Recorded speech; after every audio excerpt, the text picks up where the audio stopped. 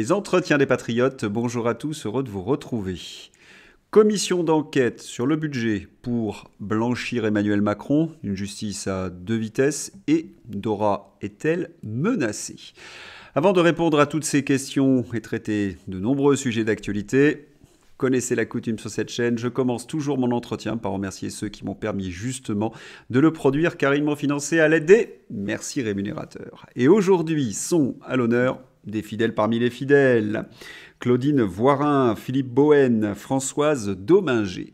Merci à eux du fond du cœur. Et puis je tenais à vous remercier pour votre fidélité en ces temps un petit peu difficiles, en ces temps d'élections outre-Atlantique, où de nombreux sites d'information sont en quelque sorte shadowbannés. Alors, on continue la lutte, on n'hésite pas à lever le petit pouce, à écrire de gentils messages ou à diffuser sur d'autres réseaux sociaux. Merci à tous. La question, en effet, se pose.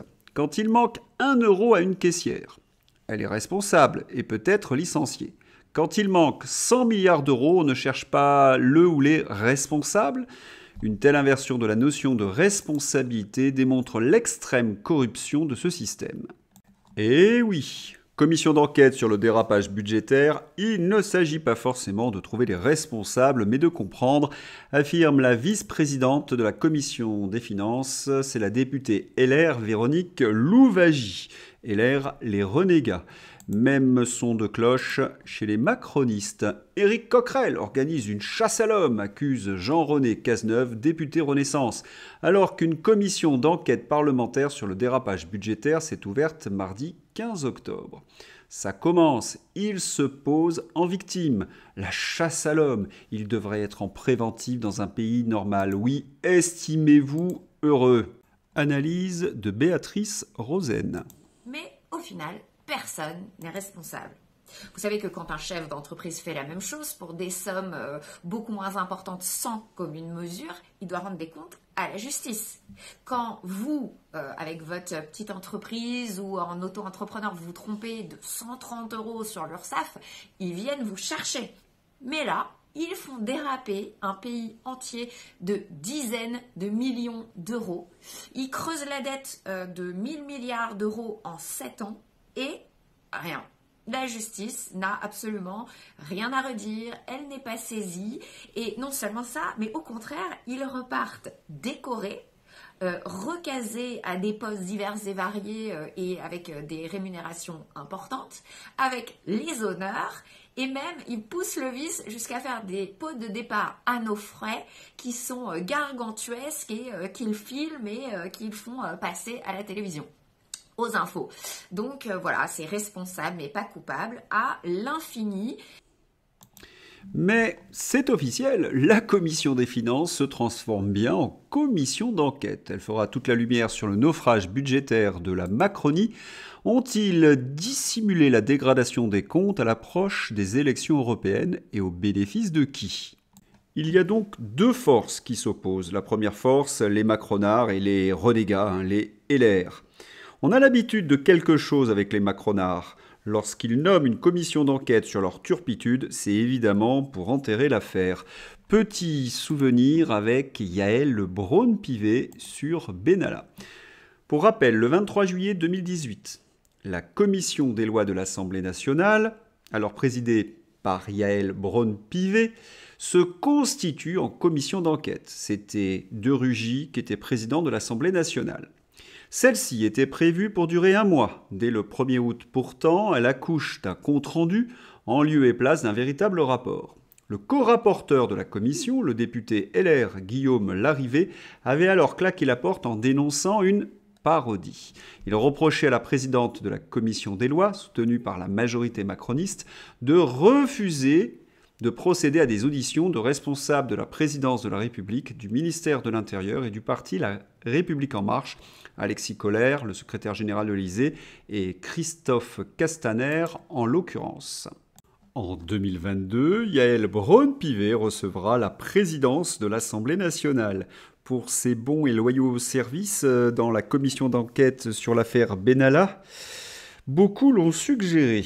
Mais attention, il y a deux forces. dans cette commission d'enquête et la deuxième force est majoritaire, c'est-à-dire le Rassemblement national et la France insoumise. Et manifestement, ils ont décidé d'utiliser cette commission d'enquête pour faire un coup politique.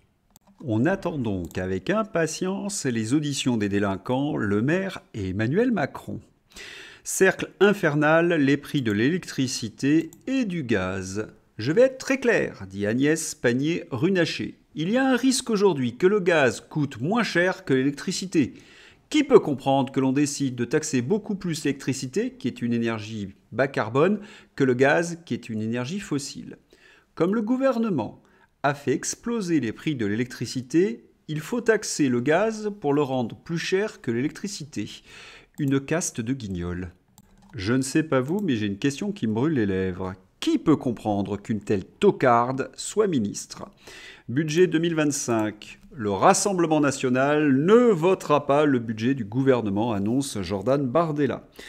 On susurre désormais dans les milieux autorisés que le gouvernement Barnier ne passera pas l'hiver. À suivre. Rebondissement dans l'affaire Depardieu. Affaire Depardieu, les images accablantes de compléments d'enquête n'ont jamais existé.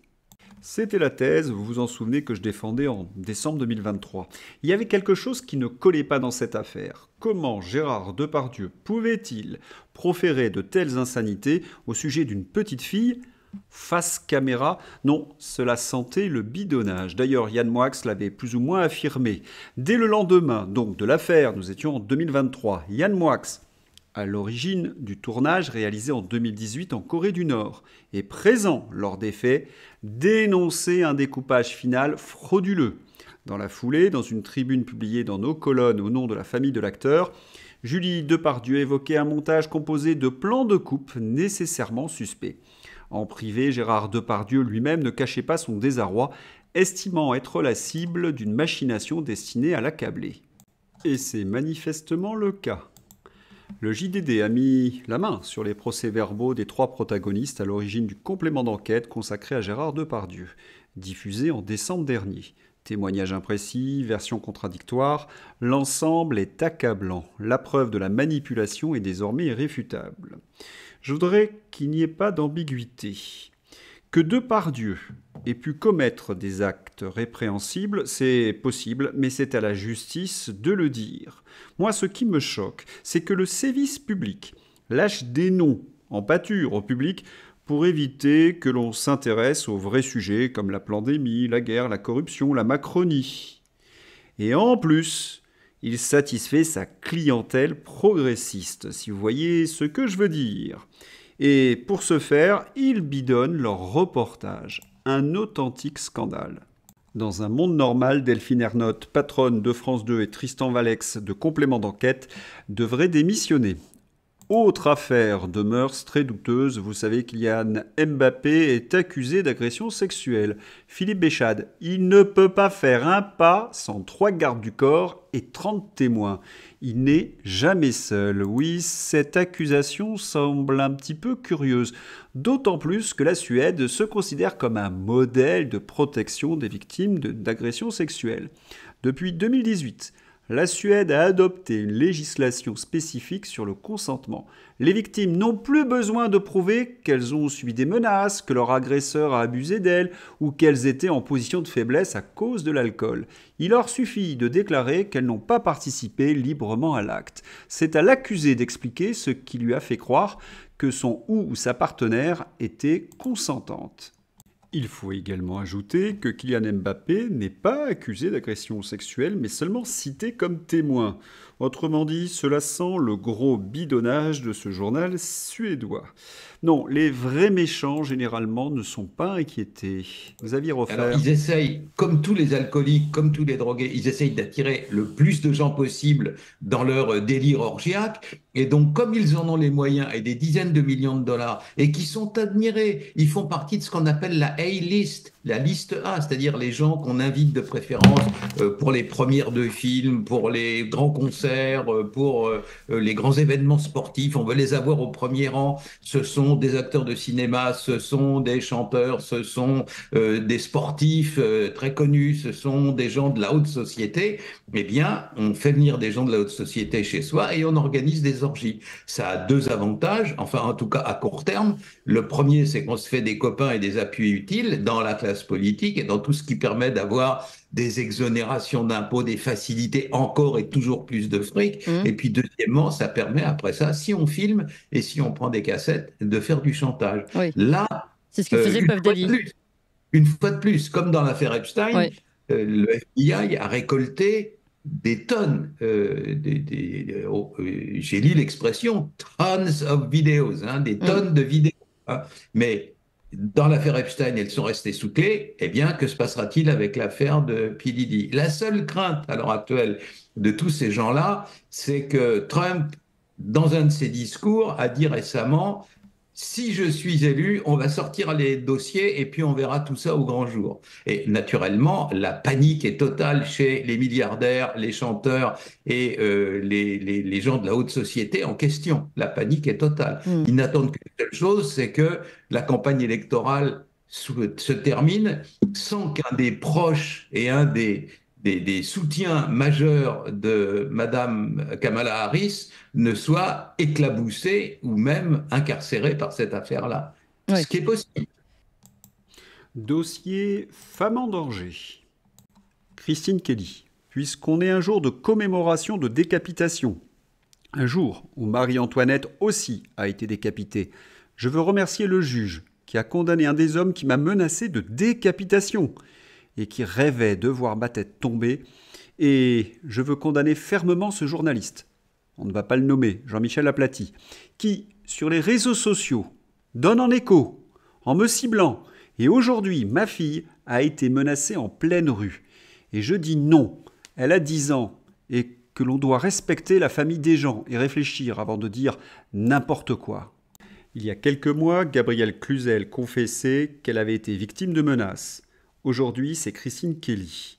Par qui? Par des militants de gauche. Pourquoi? Car elles sont journalistes. Christine Kelly, il y a encore un jour, a affirmé vouloir résister au politiquement correct et au progressisme. Oui, retrouver l'esprit de la résistance. Avec ses menaces répétées, Christine Kelly, c'est une vraie résistante. Quant à Jean-Michel Aplati, c'est l'inconscient haineux. Étonnant, non? Mais il n'y a pas que Gabrielle Cluzel et Christine Kelly qui sont menacées, il y a également Dora Muto et Marguerite Stern, mais toujours par les mêmes personnes, par les mêmes activistes. Pour ceux qui auraient raté les précédents numéros, Dora et Marguerite sont menacées quotidiennement par des activistes depuis la sortie de leur livre Transmania. Rappel du dossier. 64 individus venus perturber une séance de dédicace, donc Transmania, de Dora Muto et Marguerite Stern ont été interpellés à Paris. Le groupe d'individus, se revendiquant de la mouvance antifasciste, était armé de matraques télescopiques. Il s'apprêtait à interrompre la journée de signature publique des deux auteurs de Transmania, une enquête sur l'idéologie transgenre. La transmania est un mal qui pousse des petits à prendre les armes contre des femmes qui ne font qu'énoncer des réalités biologiques. Elle aspire les plus fragiles. Ils me menacent, mais ils me font de la peine. J'espère qu'un jour, ils reviendront sur Terre parmi les vivants. Oui, hier, un cap a été franchi. Elles désirent notre mort et nous désirons la leur. C'est clair, ils disent qu'ils veulent nous tuer. J'ai peur. Le Figaro. Les deux jeunes femmes, auteurs du livre Transmania, qui suscite de vives critiques au sein des organisations trans-activistes et dans leur mouvance Antifa, ont été contraintes d'annuler leur prochaine conférence pour des raisons de sécurité. Encore une fois, Dora Muto et Marguerite Stern, deux militantes issues du mouvement féministe et auteurs du livre Transmania, qui dénoncent l'idéologie transactiviste, ont annoncé ce mercredi 16 octobre porter plainte contre le site Paris Lutte Info après que celui-ci a publié un long texte intitulé Trans Ultraviolence et appelant explicitement à l'éclatage des têtes des deux jeunes femmes. Les médias de gauche, Mediapart et Street Press, qui avaient défendu ces groupes radicaux il y a une dizaine de jours, le feront-ils encore? Pas sûr. Et voilà la cause. Le média en ligne d'extrême gauche, Street Press, proche de la mouvance Antifa, a rapidement pris la défense des militants trans, les présentant comme de simples manifestants pacifistes. C'est vrai qu'ils étaient armés de matraques télescopiques et d'explosifs. Un soutien qui aurait pu sembler bienvenu, mais il n'en est rien. La journaliste de Street Press, Apolline Bazin, malgré son appui aux militants, a été qualifiée dans le communiqué de Paris Lutte Info de vautour et de poucave journalistique. Elle qui tente pourtant de présenter les activistes placés en garde à vue comme des victimes d'une répression policière supposément violente et transphobe. Ah, ces journalistes de gauche, ces femmes de gauche, ces féministes de gauche, quand même, quelle soumission au patriarcat trans. Et les députés de la France Insoumise dans tout cela, Andy Kerbrat, souvenons-nous, le 6 octobre. Hier, le préfet d'Île-de-France a fait enfermer des personnes qui luttent contre la haine anti-trans. Inversion accusatoire. Elles ne font que lutter pour leurs droits et existence en voulant fracasser deux femmes. Ce député de la France Insoumise prône la haine anti-femme. Il soutient les 63 personnes armées de matraques télescopiques et d'explosifs qui se dirigeaient vers nous hier. Honte à vous, Andy Kerbrat. Il faudrait donc que ces groupes ne touchent plus de subventions, il faudrait que ces groupes soient dissous et que la gauche Hidalgo France Insoumise les condamne fermement. On attend. Mais pour l'heure, n'hésitez pas à acheter le livre Transmania de Dora Muto et de Marguerite Stern. Oui, menacée de mort pour avoir écrit ce livre avec Marguerite Stern. Soutenez-nous, achetez-le, offrez-le, lisez-le, ouvrez les yeux. Sans transition, chronique de la corruption macroniste, épisode 12353. Scandale des eaux en bouteille. Nestlé a bel et bien triché au vu et au su de tous, notamment de plusieurs membres du gouvernement. Agnès Pannier-Runacher, Olivier Véran et Elisabeth Borne, et sans doute d'autres, ont couvert Nestlé qui a empoisonné les Français. Ça commence à faire beaucoup. Vivement le procès du macronisme. Colère paysanne, Florian Philippot. Les agriculteurs en colère veulent lancer une énorme opération en novembre d'envergure durable. Ils ont 1000 fois raison. Macron les a évidemment trahis, manipulés. On l'avait annoncé et Pustula veut foncer vers l'accord dramatique de libre-échange Union européenne-Mercosur. Par contre, faites-le avec les Français. Un tracteur, 10 voitures, partout. Et blocage de Rungis ultra stratégique. Surtout, tenez loin de votre mouvement la FNSEA et Jérôme Bail, le chouchou des médias, qui vous avait lâché dès qu'Attal avait parlé. Il faut rappeler que les organisations syndicales classiques sont tenues par les réseaux. Ce n'est pas moi qui le dis, c'est Klaus Hess qui l'avait affirmé. Alors oui, Frexit. Et puis surtout que les agriculteurs ne se laissent pas avoir ou acheter. L'Union européenne voudrait acheter les agriculteurs français par une compensation financière afin de faire passer la pilule de l'accord de libre-échange Union européenne-Mercosur qu'elle est sur le point de signer. Il s'agit d'une destruction à moyen terme de notre agriculture contre une compensation de court terme. Les agriculteurs n'accepteront pas cela et ils seront une fois de plus trahis par la Macronie et l'Union européenne. Cette compensation, c'est du soin palliatif. François Asselineau. Existence possible d'une fraude électorale supervisée par les services de l'État dans les 11 circonscriptions à l'étranger. Situation du recours en annulation devant le Conseil constitutionnel de l'élection législative dans la 11e circonscription des Français établis hors de France, c'est la mienne.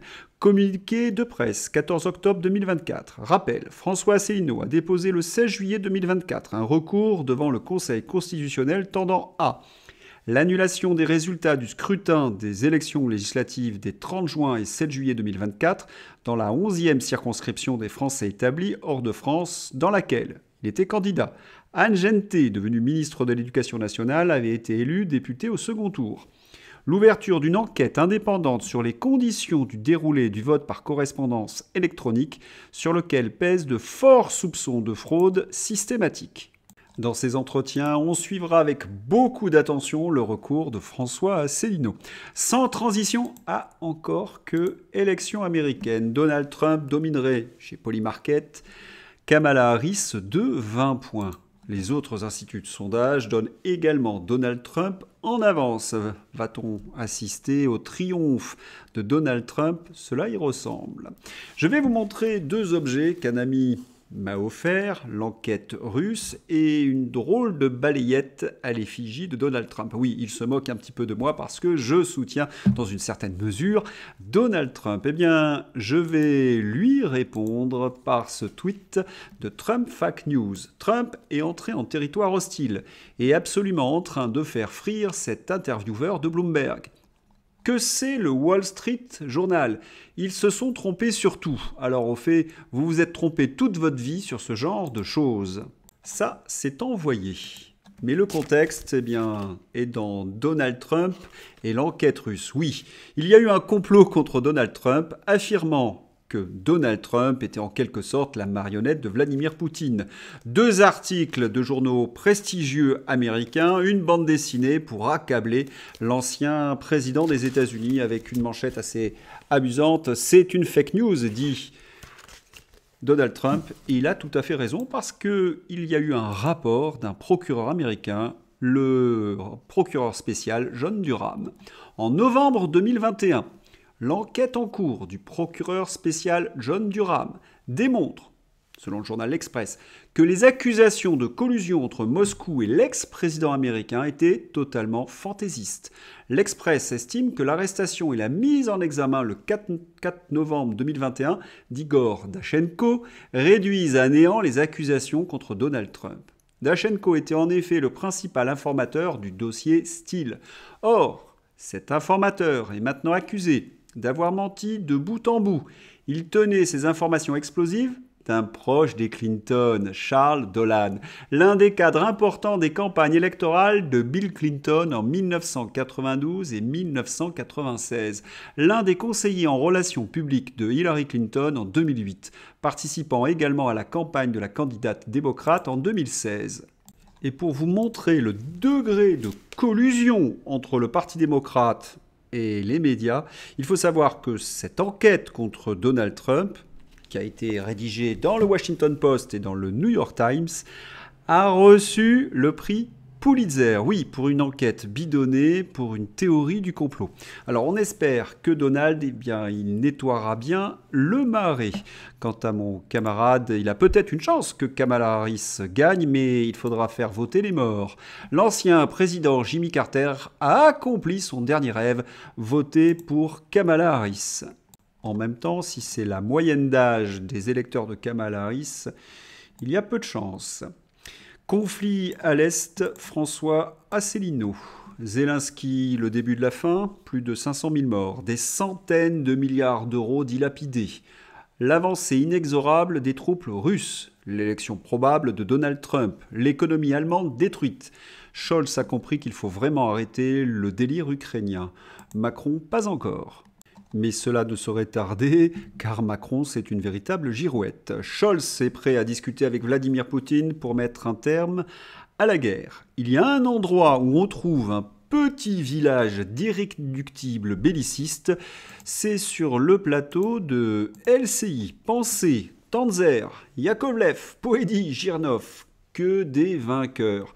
Et selon Poédi, dans la région de Koursk, les Ukrainiens avance, alors que la carte de LCI nous montre que l'armée russe, justement, est en train de reprendre tout ce qui avait été conquis difficilement par l'armée ukrainienne. C'est en rouge, oui, comment la Russie récupère son territoire. C'est le moment d'ouvrir la page Fantaisie avec une plaisanterie de Pédiavenir. Gilbert Montagnier, j'ai participé à de nombreuses soirées de Puff Daddy, mais je n'ai rien vu de bizarre. Ah, c'est certain. Le crédit de ma maison n'est pas encore payé. C'est compliqué d'assurer le quotidien. Dépression, sentiment d'injustice, on rame sévère, morale à zéro. Plusieurs ex-députés paniqués, inquiets et désespérés peinent à retrouver un emploi après la dissolution de l'Assemblée nationale. Plus d'une centaine sont au chômage. Vérity France, bienvenue en France. Mais ces députés, ils sont en train de se plaindre de la situation dans laquelle ils ont mis la France. Il y a comme une justice. Rubrique « Les guignols nous coûtent cher ». Gérald Darmanin bénéficie de 12 gardes du corps et 3 voitures. Le canard enchaîné ce matin. Gabriel Attal bénéficie, lui, de 2 chauffeurs avec voiture de fonction à vie. Il a 35 ans. Et ce sont ces gens qui nous ont fait un déficit de plus de 100 milliards. Ceci explique cela. Parmi les pistes d'économie avancées par Charles de Courson, le système des sociétés de financement de l'industrie cinématographique et de l'audiovisuel, qui aboutit parfois à subventionner des films qui n'ont pas de public. Comme les films de BHL, Drame à Paris, un cycliste tué par un conducteur de SUV soupçonné de lui avoir roulé dessus après un différend. Yann Brossa, l'inénarrable sénateur communiste de la ville de Paris. L'interdiction des SUV pure et simple dans la capitale ne doit plus être un tabou. Ah, ces gauchistes. La délinquance, c'est la faute des couteaux. La délinquance routière, c'est la faute des SUV. Oui, des débiles. Quant aux Italiens, ils se moquent d'Anne Hidalgo, publicité pour le train italien. Rassurez-vous, on ne va pas passer à 50 km à l'heure, publicité sur le périphérique, à côté d'un panneau 50 km à l'heure. J'espère que vous avez apprécié ce journal. Je vous souhaite une excellente journée. À bientôt. Au revoir.